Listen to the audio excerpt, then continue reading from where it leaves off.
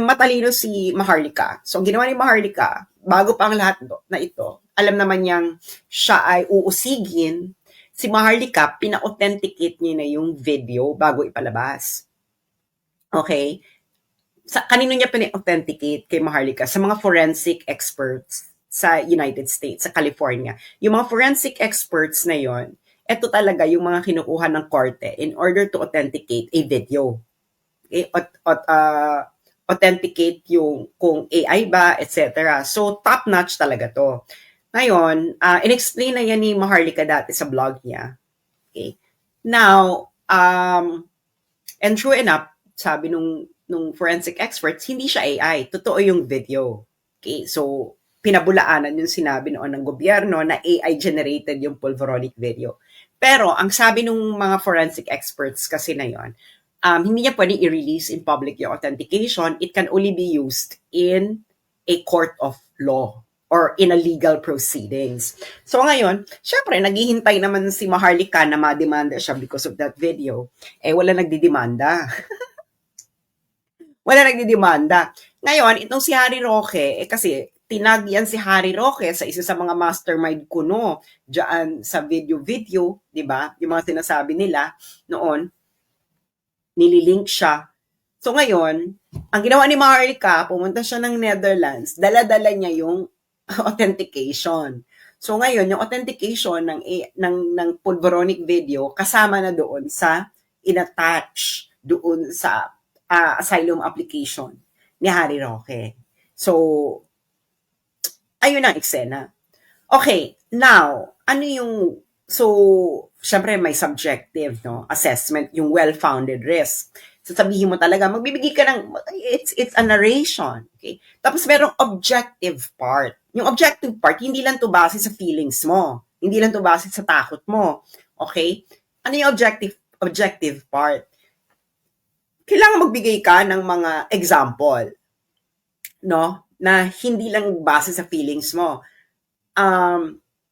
Kailangan magbigay ka ng evidence na meron talagang banta sa'yo, may persecution na nangyayari. And of course, yung evidence dyan, hindi po ito proof beyond reasonable doubt. Well-founded risk, there is reasonable possibility. So, magbibigay ka ng political climate. I-describe mo yung political climate dun sa bansa. I-explain mo yung pattern of behavior ng gobyerno. At pag sinasabi ko ditong gobyerno, hindi lang ito yung executive. Pati na rin legislative. Pwede na rin judiciary. Okay? Mas malala kung yung tatlo magkakasama. Ngayon, mas malala pa kung isasama po pa yung mainstream media.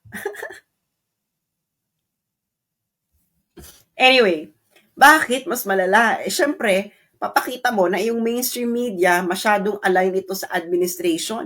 Hindi nila binibigyan ng boses yung mga Duterte supporters. They're not representing them in a fair light. Nakikijoin ang mainstream media sa pag-persecute ng opinions ng mga Duterte supporters. Kasama yan dyan. And true enough, lahat yan documented. Hindi ba? Totoo naman yan, lahat yan documented. So, ngayon, meron pa isang magpapalakas, yung pattern na similar sa'yo. Halimbawa, meron na bang nag-apply ng asylum sa ibang bansa under this administration? Okay, because of fear of persecution or harm. And true enough, meron na. Okay? At hindi ito nire-report ng mainstream media. So, ang isa sa mga unang nag-apply, okay, ang isa sa mga unang alam nating nag-apply ng asylum ay si Sheena. Okay? Si Sheena. Ayan si Sheena. Okay? Ordinary citizen, natatakot ako. Ayan si Sheena. Okay.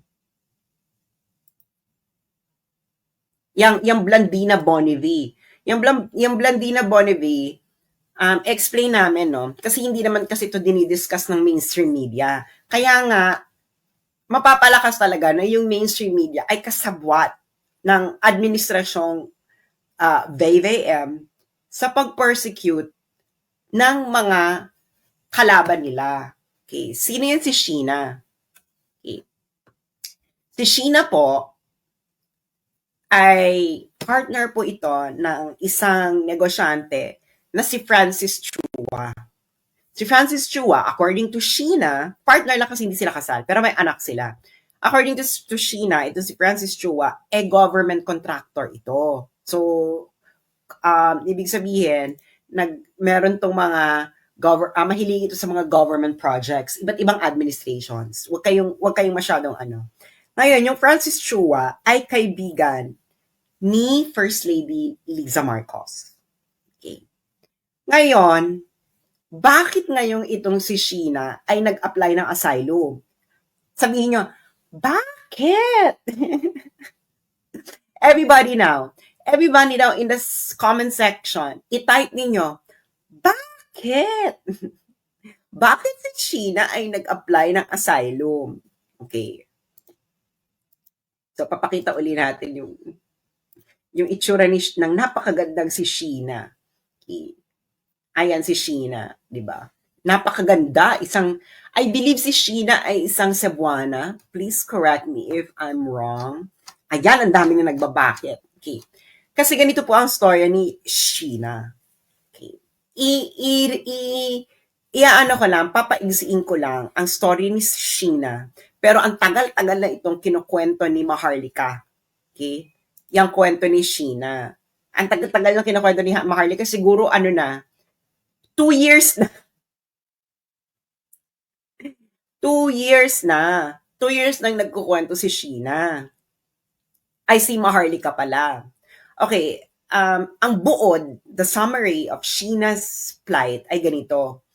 Si Sheena ay umalis ito ng Pilipinas. Okay, umalis ito ng Pilipinas kasi nga, according to her, kasi itong si Francis Chua, may mga death threats. Okay, may mga death threats. Kuning-kuning.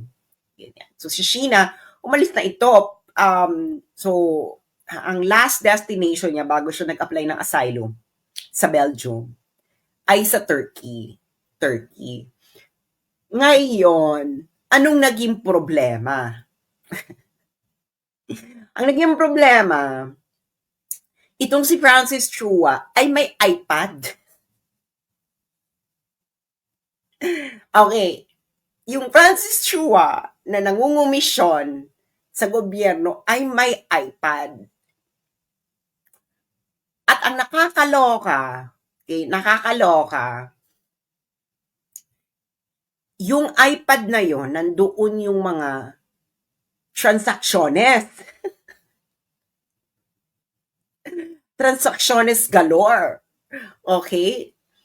At ang nakakaloka pa niyan, yung iPad, syempre, pag Apple ka, di ba, yung mga Apple, yung ecosystem ng Apple products mo magkaka-connect. Syempre, yung iPhone mo nakakonect sa iPad mo. Syempre, gusto mo integrated, di ba? Ganyan naman ngayon, hindi ba? Kaya kayo, kung may gagawin kayong mga kasalanan, huwag niyong i-integrate yung mga technologies ninyo. Hiwa-hiwalayan ninyo. Hindi ba? Anyway, so naka-integrate. So habang nag-chumichika, nag-a-appear din dun sa iPad. Nakalimutan ngayon nakalimutan siguro ni Francis Chua na hindi niya dinisconnect yung iPad doon sa kanyang Apple ecosystem. Yung iPad na yun, binigay niya sa anak niya. Nakasama ni Sheena. So, syempre, naloloka yung mag-ina. Ano ito? Ganyan. So, ngayon, si Francis Chua ay friendship ni First Lady. Okay. So, hindi pa sila umuupo sa pwesto. Nagmamaniobra na si Ma'am Shi. Okay, hindi nyo dito malalibel because ito ay documented. May document na pwede ipakita from Belgium. Ngayon, syempre, kailangan makuha yung iPad. Ngayon natin si Sheena kasi, pinababalik niya. Una, ini-entice mo ng bumalik. O bumalik ka na. Kasi, ito si Sheena, sinampahan ng kung ano-anong kaso. Illegal recruitment, ganyan. Para lang siya ay matimbog. Alam niyo na. Ngayon, Carrot, sinabi sa kanya, umuwi ka na dito kasi wala na yung kaso mo, i-drop na. Matalino si ate. Maganda na. Matalino pa. Fatal combination. Ayoko nga. Ganyan. So, ngayon, itong si Ma'am Shi, nung nakaupo na uh,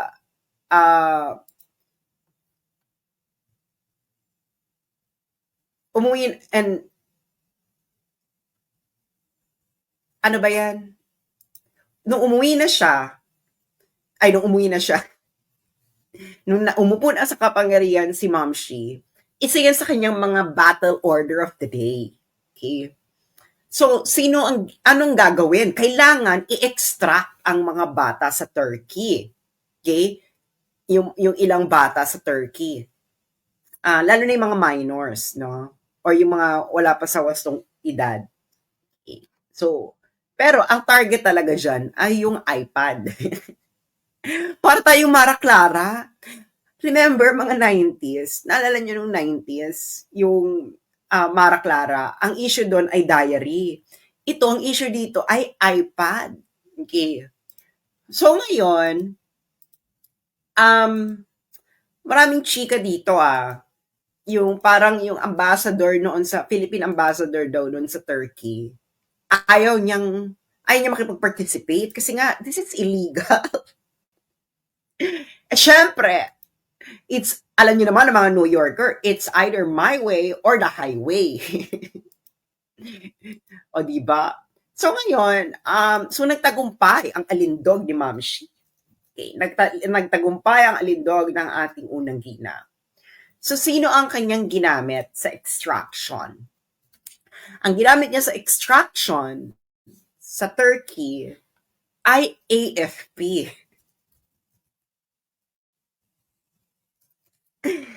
Alam niyo na. ISAF, okay. Yung intelligence arm ng AFP. Ginamit ni Ma'am Shi.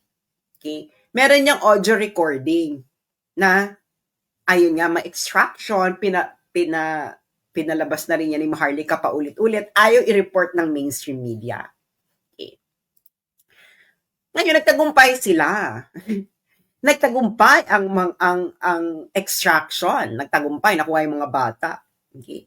The problem is, hindi naman sila nagtagumpay, nakuha yung iPad. Okay. Ngayon, itong si distressed mother, okay, humingi ito ng tulong.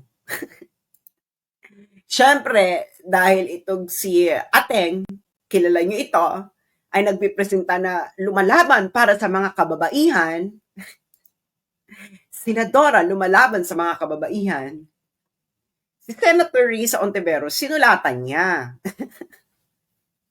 Siyempre, ikaw nagpipresenta na lumalaban para sa mga kababaihan, di ba? Dead ma. Dead ma si Ateng, si Risa, dead ma. Okay. And syempre lahat to documented, no? Lahat to documented. Ngayon, si Sheena matalino nakapag-apply siya nag-apply siya ng asylum sa Belgium. Na-approve na yung asylum niya, so yung iba niyang anak na hindi nakuha na nasa kanya, nag-aaral na sa Belgium, ganyan. Tapos siya nag-aaral na rin siya ng, I believe, Dutch language kasi nakatira siya sa Dutch part ng Belgium, sa Flemish. So, nag-aaral na siya nandiyan na siya, settled na siya, na-approve na yung asylum niya.